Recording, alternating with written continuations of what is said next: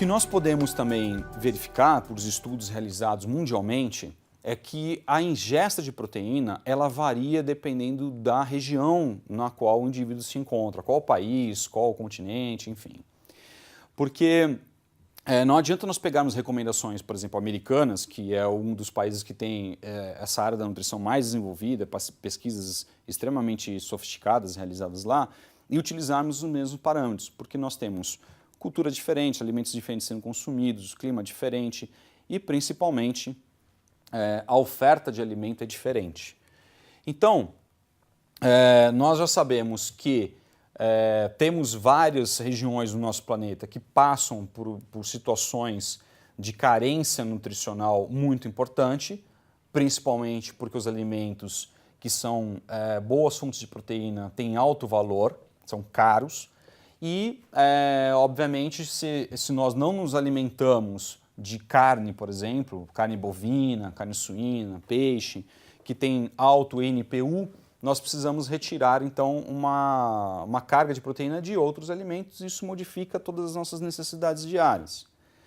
A não oferta de proteína na sua necessidade pode levar a diversos tipos de problemas, de patologias, de síndromes. Uma delas, muito comum, é o kwashiorkor. O kwashiorkor é um caso de desnutrição proteica muito sério e que nós observamos imagens, por exemplo, principalmente de crianças em regiões como do continente africano, que tem esse aspecto, ou seja, muito magras, com o abdômen extremamente hipertrofiado, pés inchados. Esse abdômen não é gordura localizada, esse abdômen é o fígado dessa criança que infelizmente está edemaciado, está inchado, está cheio de água por uma desnutrição proteica. Ele perde proteína por conta da fome, por conta da não ingestão do alimento. Os seus órgãos diminuem a sua concentração em proteína, obviamente. Nós sabemos que a osmose é um processo no qual a água passa do meio menos concentrado para o meio mais concentrado em substrato, né? Então a gente tem mais água de um lado, menos água do outro, a água migra para o lado que tem menos água por meio de um processo aí chamado osmose, passando por uma barreira semipermeável, uma membrana semipermeável. Então a osmose ocorre nesse processo por conta dessa mudança da osmolaridade desses tecidos e incha esse indivíduo. Esse nome é dado num dialeto africano que significa segundo filho, né? Kwashiorkor, ele significa segundo filho, a doença do segundo filho. Normalmente isso foi observado, ainda é observado em algumas tribos africanas, na qual a mãe está amamentando um bebê e o leite materno, como nós vimos, tem um altíssimo NPU, um elemento excelente, deveria ser utilizado até 2 anos de idade, pelo menos. E quando ela está amamentando, ela engravida novamente e nasce o segundo filho. Quando nasce o segundo filho, dá-se prioridade à amamentação para o segundo filho. E o primeiro filho vai para o desmame e começa a se alimentar de carboidrato. Farinhas, fubás, que são provenientes de vegetais produzidos naquela região. Isso dá uma carência proteica para aquela criança. Bom, eu falei que é absolutamente normal, absolutamente possível um indivíduo ser vegetariano e ter uma vida normal. Agora, existem algumas situações, como por exemplo, na amamentação, que você não receber uma fonte de proteína, sobretudo do leite, isso pode levar a problemas sérios como o próprio kwashiorkor. E não seria recomendado. Uma outra doença, né, um outro fator analisado aí de desnutrição proteica é o marasmo. O marasmo ele leva em consideração a desnutrição proteica, mas também uma deficiência calórica, ou seja, são indivíduos que não estão comendo adequadamente proteína, mas também não estão comendo corretamente os outros macronutrientes.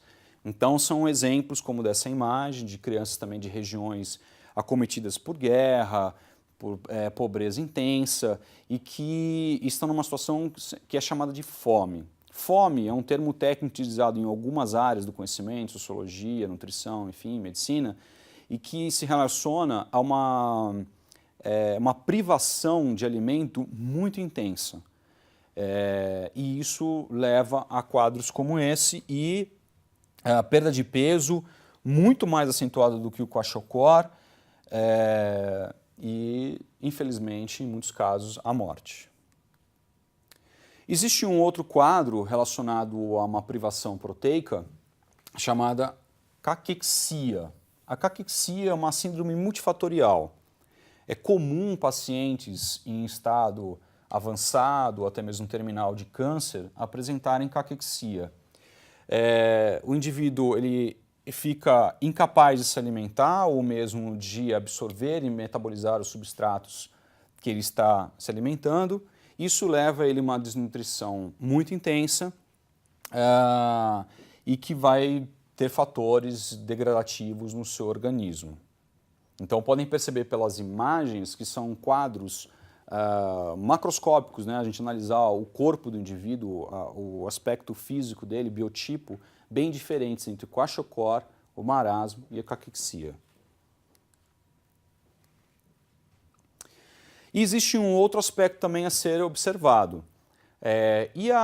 Uma dieta hipercalórica em proteínas, ou seja, uma dieta hiperproteica, isso seria adequado? Hoje existem muitas pessoas, principalmente jovens, que fazem uso de suplementação ou mesmo alimentação natural, vamos chamar assim, hiperproteica, pensando num aspecto que às vezes é até falacioso, de que proteínas não engordam, então o indivíduo só vai ter o aspecto estético dele favorecido, que proteínas são utilizadas exclusivamente para fazer massa muscular, e isso não é verdade em absoluto. E o pior, uma alta taxa de proteína não significa uma alta síntese de proteína, como eu mencionei alguns minutos atrás. Para que a gente sintetize, sobretudo, a musculatura esquelética, que é uma proteína que necessita de 3 fatores: o hormônio testosterona, o aminoácido, ou o conjunto de aminoácidos, 20 diferentes tipos de aminoácidos proteicos, e no caso da musculatura esquelética, o estímulo da atividade física, sobretudo anaeróbia, de força, de contração. Se você tirar qualquer um desses fatores, desse tripé, não há uma síntese proteica efetivamente.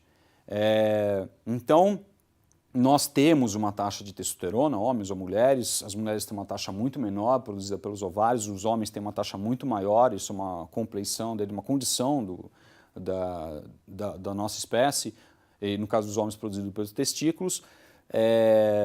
E essa taxa permite com que nós tenhamos uma constituição que é comum a nós. O que ocorre é que algumas pessoas querem ter uma constituição maior do que aquela herdada geneticamente. E aí, muitas vezes, fazem até o uso desse hormônio, que leva a diversos tipos de problemas e é absolutamente contraindicado isso em casos estéticos ou mesmo esportivos.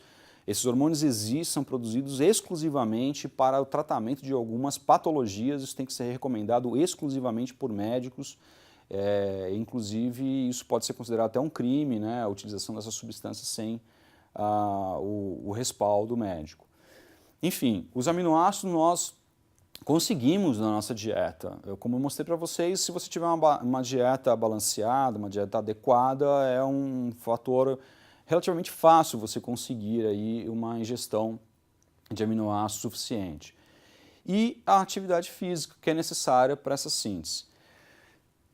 Se esses 3 fatores não estiverem equilibrados, o que sobrar fica em excesso no organismo. Então vamos falar especificamente da ingesta de proteína. Você tem uma ingesta hiperproteica, uma quantidade absolutamente acima das necessidades que você está oferecendo para o seu corpo.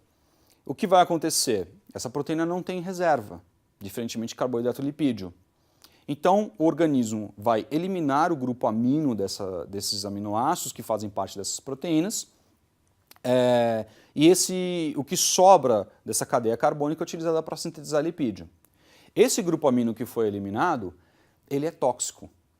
Ele é convertido numa substância chamada amônia. Essa amônia é extremamente tóxica e tem que ser, portanto, eliminada do corpo. Quem faz isso, principalmente, é o fígado, que possui uma via lá chamada o ciclo da ureia, que converte esse amônio em ureia. Esse processo, quando ele é estimulado, ou ele é superestimulado por muitos anos, ele vai comprometer esse órgão, o fígado, e também o órgão responsável por essa recaptação de substâncias que passam pelo nosso sangue para eliminação ou não na urina, que é o nosso rim, ou melhor dizendo, os rins. Nós temos 2 rins. E aí a superutilização desses rins pode levar também à sua ineficiência, à sua destruição ou a sua perda da condição fisiológica natural mais cedo, precoce, né? E isso é chamado de insuficiência renal. A insuficiência renal é uma doença extremamente séria. Se nós tivermos insuficiência renal, até um determinado limite, é considerado o uso de medicamentos, é considerado a mudança da dieta do indivíduo para manter as taxas de funcionamento renal do indivíduo, e acima de um determinado valor é recomendado um tratamento chamado hemodiálise. A hemodiálise é um tratamento extremamente complexo, que acaba comprometendo muito da qualidade de vida do indivíduo. Então, é extremamente delicado nós pensarmos em chegarmos num ponto como esse de fazer uma hemodiálise por conta de dietas ou qualquer outro tipo de processo artificial submetido ao organismo. Então nós temos aqui novamente uma via metabólica que mostra para a gente que proteínas que são constituídas de aminoácidos, aqui eu estou representando alguns dos grupos de aminoácidos, não tem os 20 tipos diferentes de aminoácidos. Essa é uma via metabólica retirada do livro Marzocco e Torres. E esses aminoácidos eles são utilizados no nosso organismo para produzir diversos tipos de substâncias. Mas, basicamente, o que nós podemos verificar é que alguns desses aminoácidos podem ser convertidos efetivamente em glicose. Esses aminoácidos são chamados de glicogênicos, geradores de glicose. E esse processo ocorre, sobretudo, numa via chamada de gliconeogênese, e que permite que a proteína também seja utilizada para a síntese de glicose no nosso organismo. Parte da proteína, obviamente, né? Aqueles aminoácidos que são capazes de ser convertidos nessa via. Existem outros aminoácidos, por exemplo, eu não vou destacar todos, só esses grupos, que são convertidos em substâncias como acetil-CoA, que podem efetivamente serem levados para a síntese de lipídio. Então, a proteína também engorda. E aqui nós temos uma representação do ciclo da ureia. Como eu mencionei para vocês, quando nós vamos utilizar os aminoácidos, seja para fazer glicose, seja para fazer ácido graxo, em nenhum desses compostos há nitrogênio na sua estrutura molecular. Então o organismo necessita retirar esse nitrogênio para usar a cadeia carbônica, seja para fazer glicose, seja para fazer lipídio. E esse nitrogênio, que estava no aminoácido na forma de grupo amino, ele agora cai na corrente sanguínea, ele reage com a água e forma o íon amônio.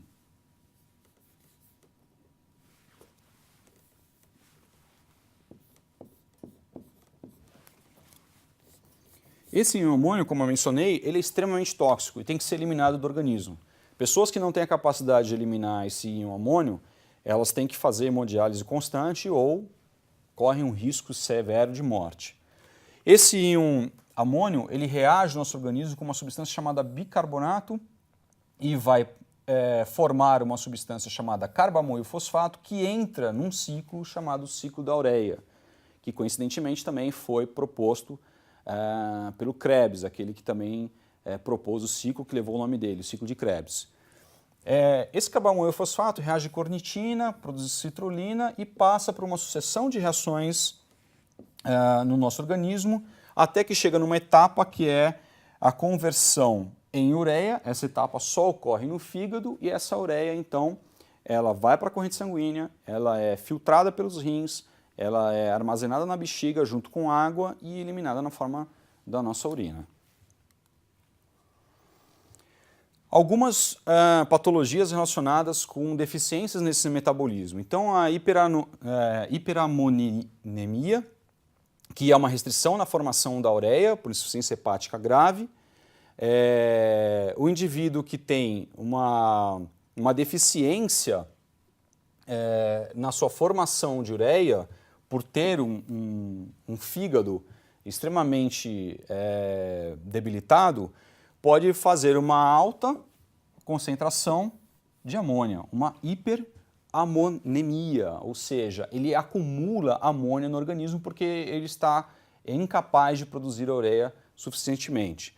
Isso leva de uma encefalopatia, coma, morte, ou seja, como eu falei, a concentração de amônia no organismo é extremamente tóxica e tem que ser eliminada de qualquer maneira. A hiperuricemia, ou seja, o acúmulo de ácidos úricos no organismo, também o ácido úrico, que é uma substância que ela é produzida no metabolismo de bases nitrogenadas, e algumas pessoas têm uma dificuldade no metabolismo dessa substância, do ácido úrico, e ele se acumula sobretudo em juntas e formam alterações, deformações dessas juntas. E essa é uma doença conhecida popularmente como gota, causa, além das deformações, dor intensa. Então, a pessoa que tem uma dificuldade no metabolismo, na eliminação do ácido úrico pelo fígado, pelos rins, deve utilizar-se de uma medicação para favorecer a solubilização desse ácido úrico no organismo e impedir que ele se concentre na forma de cristais nessas articulações. E por fim, a última patologia relacionada ao metabolismo de proteína, dessas mais comuns, existem várias, a fenilcetonúria. A fenilcetonúria acomete algumas pessoas, é uma doença até que comum, e as pessoas que possuem essa doença têm uma restrição muito grande ao consumo de fenilalanina. Então elas, inclusive, utilizam alimentos que vêm marcados no seu rótulo que não contém esse aminoácido. Por quê? Essas pessoas têm uma alteração genética, não produzem ou produzem deficiente ou muito pouco fenilalanina hidroxilase, que é uma enzima responsável pela conversão de fenilalanina em um outro aminoácido chamado tirosina. Então, as pessoas que não têm essa doença conseguem fazer essa conversão facilmente e a tirosina é usada para outras sínteses proteicas no nosso organismo. Mas quem tem uma deficiência nessa enzima, portanto, é de se esperar que vai ter um acúmulo de fenilalanina no organismo.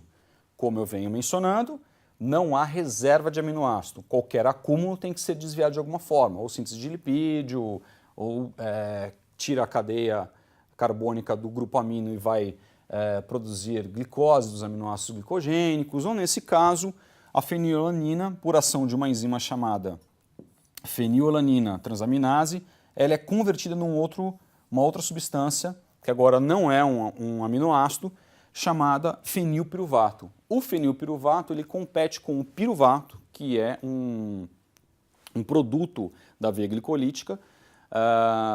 Então, o fenilpiruvato compete com o piruvato na entrada no cérebro.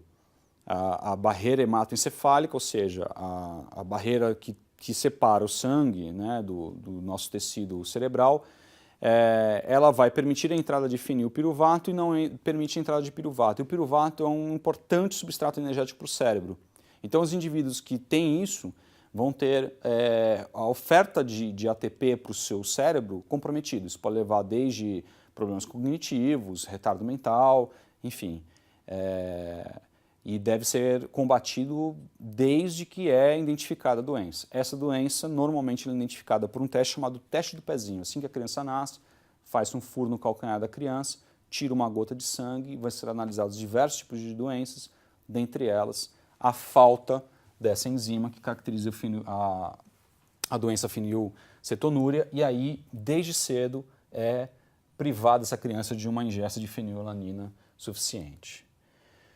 Bem, pessoal, é isso. Nós teríamos muito mais coisas para falar. A proteína é um assunto que envolve diversos assuntos importantes. Eu vou procurar quebrar esse assunto em várias outras aulas também. Procurem estudar um pouco mais sobre o assunto no ambiente virtual de aprendizado e nos vemos na próxima aula.